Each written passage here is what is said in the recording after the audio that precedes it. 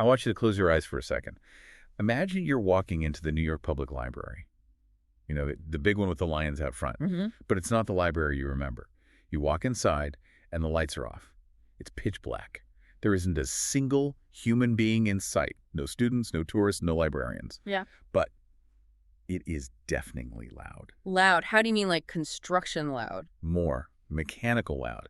The aisles are absolutely packed, just shoulder to shoulder with these high-speed robots. Wow. They are ripping books off the shelves, scanning them in milliseconds, shoving them back, and they're just sprinting to the next aisle. The air is actually hot because their motors are running so hard. Okay. And this library is technically the busiest it has ever been in its entire history, but no human has stepped foot inside for weeks. That is a really visceral and honestly a slightly terrifying image. But knowing what we're about to discuss today, that's not really a metaphor, is it? No, it is not. That is the internet of early 2026. While we're all busy living our lives over the last, 12 months, the digital world went through a quiet, invisible, but absolutely massive, hostile takeover. It really, really did. I think we're going to be looking back at 2025 as the year the dead internet theory stopped being a fringe conspiracy and started looking more like a quarterly earnings report. Exactly. And we have the receipts. We're doing a deep dive today into a brand new report from a company called Tollbit. Right. The report is titled, AI Bot Traffic to Websites is Rising Rapidly. It could change the nature of the web. Wow. And honestly, change the nature feels like they're being polite. Oh, that's a definite understatement. This report is basically an autopsy of the old web. So our mission today is to unpack this explosion of AI bot traffic. We're going to look at the numbers, which are just mind-blowing. But we also need to figure out exactly who these bots are, because they are not all the same. Not at all. And finally, we need to explain why this shift is creating an existential economic crisis for, well, basically every website on Earth. Yeah. If you own a website, or really if you even just read websites, this affects you. So let's set the scene. Take us back to the ancient history of January 2025. Okay, right. Picture the web in early 2025. I mean, AI was certainly around, ChatGPT was popular, Claude was popular, but if you looked at the actual traffic flowing through the fiber optic cables, the clicks, it was still mostly us, humans. Right, we were the ones surfing, reading articles, buying shoes. We were the residents, the bots were just visitors. Exactly. But Tollbit, they track web scraping activity, which is basically bots visiting websites to extract data. And when they plotted the data for 2025, the curves didn't look like a gentle slope, it looked like a hockey stick. Okay, so give us the statistic. How big was the jump? So in the first quarter of 2025, AI bots accounted for about 0.5% of all web traffic. 0.5%. 0.5%, so background noise. You wouldn't even notice it on a server log. You wouldn't. That's the baseline. By the fourth quarter, so less than 12 months later, that number hit 2%. Okay, I'm going to pause you there. Yeah. Because I can physically feel the listener rolling their eyes right now. They're thinking, you guys are hyping this up. 2%, that's a rounding error. That's nothing. I know. And in almost any other context, 2% is tiny. If I told you your rent went up 2%, you'd be popping champagne. Right. But you have to look at the context of global web infrastructure. We are talking about billions and billions of hits. So going from 0.5% to 2% is a fourfold increase in less than a year. Nothing in tech scales that fast unless it's exploding. So it's the velocity of the change that really matters. It's the velocity and, I think, the ratio. The report breaks it down by visits, which paints a much clearer picture. Walk us through that. Okay. At the start of 2025, for every 200 human visits to a website, there was roughly one AI bot visit. 1 to 200. 1 to 200. So let's use a coffee shop analogy. I'm in a cafe. For every 200 paying customers buying a latte, one weird guy comes in, takes a photo of the menu, and leaves. Okay, you ignore him. He's annoying, but he's not disrupting the business. Exactly. But by the end of the year, that ratio tightened to one AI bot for every 31 humans. Wow. Okay, that feels different. Now, every time the line moves, there's a robot standing there. Precisely. And in our coffee shop, that robot isn't buying a coffee. It's measuring the cups. It's recording conversations. It's scanning the newspaper on the counter. And then it walks out without spending a dime. And here is the part that really got me in the report. Tollbit explicitly says these numbers, the 2%, the 1 in 31, are likely the floor, not the ceiling. Because the bots are hiding. Right. They're not wearing I am a robot name tags. No. The technology behind these scrapers has become incredibly sophisticated. Tollbit ran tests where they found many of these scrapers are now, and this is a quote, indistinguishable from human visitors. Oh. They mimic our mouse movements, they'll pause to read headlines, they use browser headers that look just like a generic Chrome user. So the detection software looks at them and says, oh, that's just Dave from Ohio. But it's actually a server farm in California. Exactly. So the real number of bots could be significantly higher than 2%. We are essentially at a masquerade ball where half the guests are robots wearing human masks, and the bouncers can't tell the difference anymore. That is a terrifying thought. But I want to pivot to the what.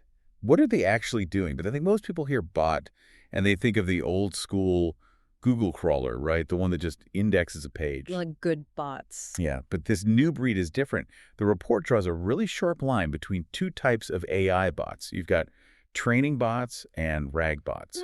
I feel like understanding this distinction is the key to this whole thing. It absolutely is. If you don't get the difference, you can't understand why the web is breaking. Okay, so let's unpack training bots first. These are the ones we're used to hearing about with the big lawsuits, right? Yeah, think of a training bot as like a student cramming for a PhD. Its job is to go out, read the entire internet, Wikipedia, Reddit, the New York Times, your blog, and bring that data back to a huge server farm to train a model like GPT-5. So it wants to learn everything so it can understand language and facts. Yes. It reads the library once, memorizes it, and then it's largely done, for a while at least. It needs updates, but it doesn't need to read the same book every 5 minutes. Exactly. And the data actually backs this up. Tollbit found that traffic from training bots actually slowed down last year.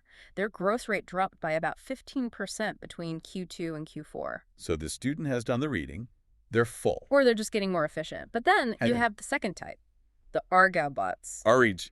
RAG. Retrieval Augmented Generation. That sounds like a military operation. Well, it sort of acts like one. This is the game changer. Break this down for us. Explain it like I'm 5. What is a RAG bot? Okay. Imagine you ask an AI, what is the stock price of Apple right now? Right, something current. Or what did the president say in the speech this morning? The AI's training its memory. That ended months ago. It doesn't know. So it deploys a RAG bot. It's the runner. The runner. The personal shopper. The RAG bot sprints out to the live internet, scrapes 3 or 4 news sites, grabs the specific answer you need right now, runs back, and whispers it to the AI. The AI then types it out for you. So it's not relying on memory, it's looking it up live. Every single time. And that is why the traffic is exploding.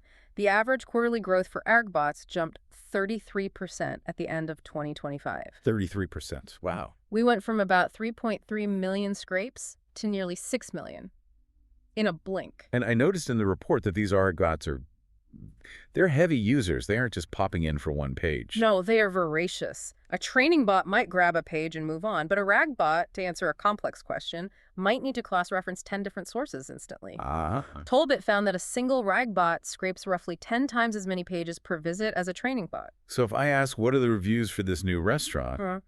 The bot isn't just looking at one site. It's hitting Yelp, TripAdvisor, Google reviews. And a local food blog all at the same time, and it's hitting them hard. Okay, name and shame time. Who is sending these things? Do we know who the biggest culprit is? We do. The report names names. The undisputed king of scrapers is OpenAI. OpenAI. Specifically, a bot with the user agent string ChatGPT user. ChatGPT user. Very creative. Subtle, right. But it's the biggest offender by a landslide. It scrapes 5 times as many pages as the next highest company, which is Meta. 5 times. So when we talk about this surge, a huge portion of it is driven by OpenAI's systems trying to fetch live answers for users like you and me. Okay, so we have this flood of RAG bots just tearing through websites. Yeah. But how are they behaving? Because the internet has rules. We've had them for decades. The rules of the road, yeah. Right, the robots.txt file. If I own a website, I can put up that file, and that's supposed to be the do not enter sign for bots. That's the theory. Robots.txt is the polite request. It tells a bot, hey, look at the homepage, but stay out of the archives. Google respects it. Bing respects it. But the RAG bots, they are blowing right past it. This is the Wild West aspect the report highlights. These bots are bypassing firewalls. They are rotating IP addresses to look like regular people so they don't get blocked. and they're ignoring robots.txt completely. Completely. They're effectively breaking and entering in a digital sense. They are grabbing the data regardless of what the website owner wants. Is that even legal? That is the billion-dollar question that's winding its way through the courts right now. With the New York Times and others. Exactly. Publishers are suing, saying you are stealing our property. But Tollbit makes a really important point here about the now. There is no enforcement mechanism. Right. It's not like there's an internet police force I can call when a bot scrapes my blog. No. The whole system relied on goodwill. It relied on engineers agreeing to play nice. But now there is so much money at stake, trillions in the AI race, that goodwill has just evaporated. So they need the data to survive, so they take it. They take it. And the rights holders, the people actually writing the articles and taking the photos, they lack effective means to protect their IP. It's a smash and grab. And while the bots are smashing and grabbing, the humans are. Well, they're leaving. This is the other side of the coin, the human retreat. Yeah, the report had some pretty stark numbers on this that I think explain why the web just feels so different lately. It explains the ghost town feeling, for sure. If we look at data from SimilarWeb, traffic to the top 1,000 websites has been dropping for years. In 2021, those sites had about 310 billion monthly visits. Okay. By 2025, it was down to 297.8 billion. Billions of visits just gone, vaporized. And Tollbit's own data confirmed it. Just from the third quarter to the fourth quarter of 2025, they saw another 5% drop in human visitors. So where are we all going? If we aren't visiting websites, what are we doing? We're outsourcing the surfing. We're asking the bots to do it for us. Which brings us back to those Pew Research numbers. Right. By September 2025, 62% of U.S. adults were using AI weekly. But look at the younger demographic, adults under 30. 1/3 of them interact with AI several times a day. I am definitely in that category. It's just easier. Well, think about the behavior. Let's say you want a recipe for lasagna the old way. You search Google. You click 3 links. You close 5 pop-up ads. You scroll past a 2,000-word story about the author's grandmother in Tuscany. Oh, the dreaded backstory. Exactly. Finally, you find the ingredients. Takes 5 minutes. The new way. You open your AI app. You say, give me a lasagna recipe. And it gives you the ingredients instantly. You never leave the app. Convenience wins. Every single time. But that behavior leads to the statistic that I think should worry every single website owner on the planet. The zero-click phenomenon. The click-through rate? The click-through rate from AI apps. So, sometimes the AI gives you a little citation link at the bottom, a learn more button. Right. In Q2 of 2025, the click-through rate on those links was 0.8%, which is already tiny. That's dismal. By the end of the year, it collapsed to 0.27%. 0.27%. So practically zero. Basically, nobody clicks. The REG bots retrieve the information, they synthesize it, they give it to you, you get the answer, you close the app, you never visit the website that actually created the information. The bot consumes the content so you don't have to. Right, which is efficient for you, the user. Yeah. But for the website, it's fatal. They get the bot traffic, which costs them money and server bandwidth, but they get 0 human eyeballs. Which means 0 ad revenue. Yeah. 0 subscriptions. 0 email signups. It's a parasitic relationship. The bot feeds, the host starves. And there's another layer to this retreat, isn't there? The report mentioned something I found pretty bizarre, that the bots have their own social media now. Yeah, they have their own social media site to talk amongst themselves. Wait, what? The bots have a social network. What are they talking about? 010011. It's API calls. While we're pulling back from the web, the bots are building their own infrastructure. They're communicating, verifying tokens, exchanging data. It just reinforces this idea of the internet becoming a ghost town for humans, but a bustling metropolis for AI. It's like we built a city, moved out, and the appliances started throwing a party. That's a great way to put it. But there's a trust issue here too, right? If I'm not clicking the link, if I'm part of that 99.7%, I am trusting the bot completely. That is the danger. We aren't fact-checking. We're letting the bot interpret the web for us. If the bot hallucinates or misinterprets a nuance or scrapes outdated info, you'll never know because you never check the source. So we are becoming less informed source readers and more dependent on the synthesizer. We are trading verification for convenience. So let's zoom out. What does this all mean for the big picture? Let's just recap the state of the web as we stand here in 2026. Okay. We are witnessing a fundamental transition. The internet was built as a human browsing ecosystem. It is rapidly becoming an infrastructure where bots browse on our behalf. In less than a year, we moved from that ratio of 1 bot per 200 humans to 1 in 31. And the trend lines are only pointing one way. The bots are getting smarter, faster, and more aggressive. They're ignoring the do not enter signs, and they're doing it because we are asking them to. We want the answers without the surfing. Which brings us to the real implication of that ghost town. Humans talk to bots, bots talk to websites, and sometimes bots talk to other bots. The direct connection between a human creator and a human consumer is being severed by this middle layer of AI. It feels like we broke the contract.